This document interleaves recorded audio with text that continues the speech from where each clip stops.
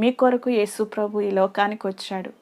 అంత పరమాత్ముడు, అంత సృష్టికర్త ఈ లోకానికి ఆయన వచ్చి ఉన్నాడంటే మీరు ఎంత విలువైన వారో ఒకసారి ఆలోచించుకోండి. మిమ్మల్ని ప్రేమించాడు. మీరు నరకానికి వెళ్ళిపోకూడదు, బయట పారవేయబడకూడదని, మనుషుల కాలు చేత, లోకము హింసల చేత మీరు త్రొక్కుబేయబడకూడదని మీ కొరకు మీ రక్షకుడు మీ దగ్గరికి వచ్చాడు.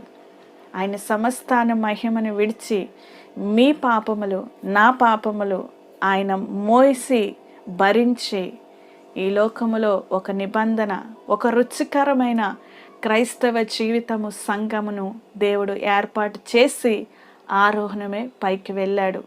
పైకి వెళ్ళి ఉండిపోలేదు. ఆయన తిరిగి వస్తాడు. మనలో సారము కలిగి ఉంటేనే మనం ఆ రాజ్యంలో ప్రవేశిస్తాము. ఆయన తీసుకొని వెళ్తాడు. మధ్యాకాశం